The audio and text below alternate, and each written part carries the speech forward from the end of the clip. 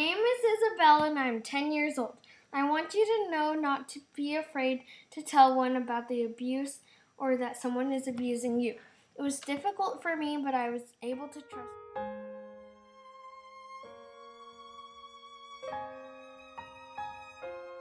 I'm Ellen Magnus, and I'm the Chief of External Affairs at the Dallas Children's Advocacy Center.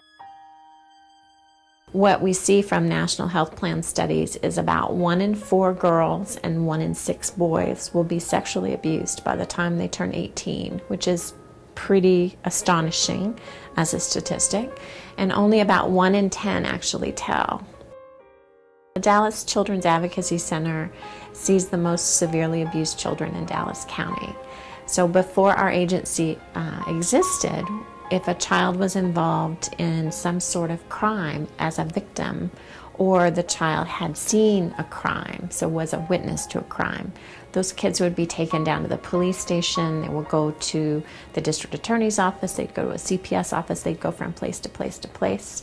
And those places are really meant for adults and not for children. So this agency was created to bring all the people together who need to know what's happened to these kids.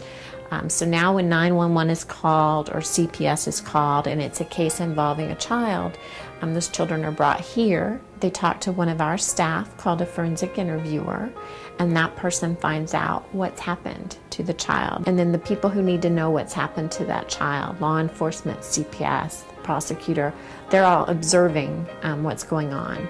And so they don't have to interact with the child, and that helps reduce that stress that the child is undergoing.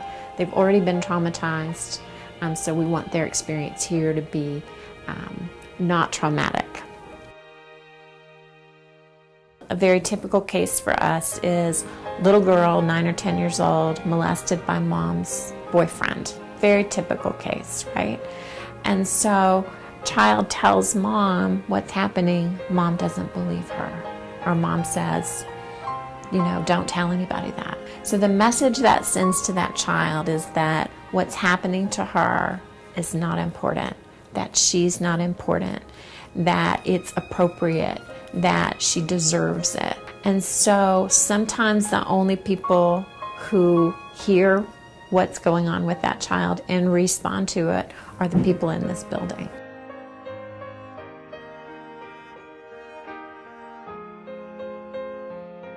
My name's Amanda Malenerich, and I'm a therapist at the Dallas Children's Advocacy Center. I do therapy with kids. All our kids who have come here have been abused, either physically or sexually, or been in a traumatic experience, whether they've witnessed a homicide, a burglary, something traumatic. Children's natural form of communication is through their play, so we do a lot of play therapy here where we just watch them play and reflect and track what they're doing. To see what they're communicating to us through play. We play therapeutic board games with them. We do have activities to really help them get to those feelings and talk about those feelings. These kids come in torn apart, their families torn apart, they've had a traumatic experience, and hopefully when they leave, their families are back together, they feel like they can survive, and that's what keeps me going every day, is knowing that these kids do come through here and can survive what's happened to them. When a child hears for the first time and gets the impression from one of our therapists that, you know, I'm cared about, I'm loved, I'm important, I have things to do, I can do things, that's very healing for a child. So we see that, that if we don't get to these kids and get them help and get them healing and help them understand it's not your fault, you didn't do anything to make this happen to you, you're not a bad person, you're not damaged, right? You're okay, you'll heal from this. This is something that happened to you, it's not who you are. So all those sorts of things, the child has to sort of process through and work through and understand this is a chapter in their book of life. It's not their whole book.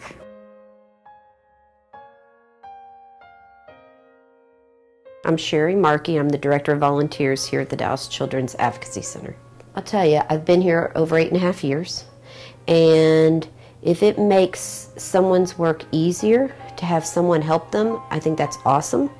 But the other thing about it is if someone comes here because they want to volunteer with us, it makes them connect to our mission. It makes them become volunteers maybe later on in life, even if they're really a young kid. I think it's pretty important here to really make a difference. And if I can do that through getting people to come in and help, that works. Well, the ages of our volunteers right now, I have little kids that actually do drives for us and promote DCAC, and they're as young as 3 and 4 years of age. And then my oldest volunteer right now is 101.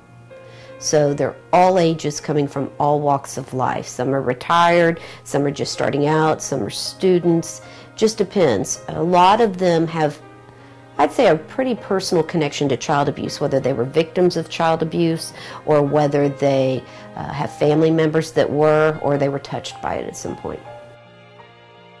We've had volunteers that get so comfortable with our kids in the playroom that here comes the child every week and they're hugging, or they're telling them what went on in their lives, things that they don't want to necessarily do back in the therapy session because they connect with that volunteer. And I think that says a lot for our volunteers, that they can really connect to what's going on in this little child's life. So I think those are kind of the memories that I take with me, is all the different stories of the children whose lives have been affected by our volunteers. And I think that's important.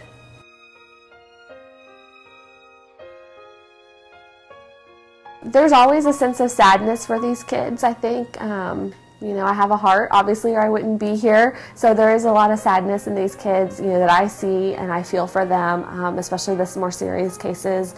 But a lot of hope as well. I always feel that hope that these kids, because kids are so resilient, they're young and they can bounce back really quickly if given the opportunity. There's a lot of hope too when I go in and see these kids, because I know that they can survive from this.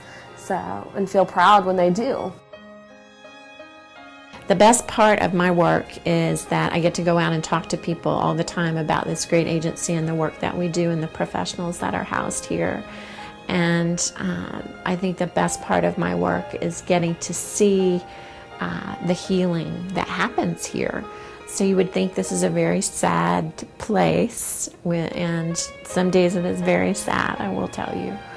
But we also get to see how these children come in traumatized, and then as they go through their therapy, there's this beautiful thing that happens at a point in therapy when they've gotten to a good place, and it's called graduation.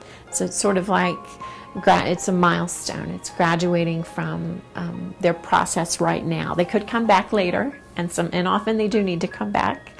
But there's a beautiful ceremony that we do when everybody in the building lines up down the hallway, and the therapist introduces the child as someone who has been in therapy for however long.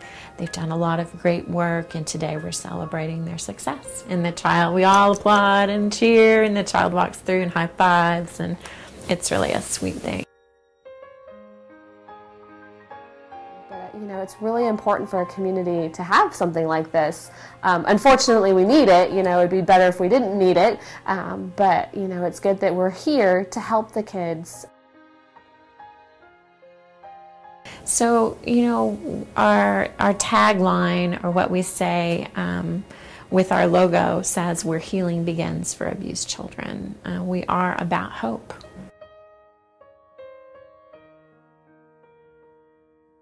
I have learned that I am strong and proud of myself for telling my mom. I was able to stop the abuse, and I felt like a hero. You are a hero too, because you helped stop the abuse.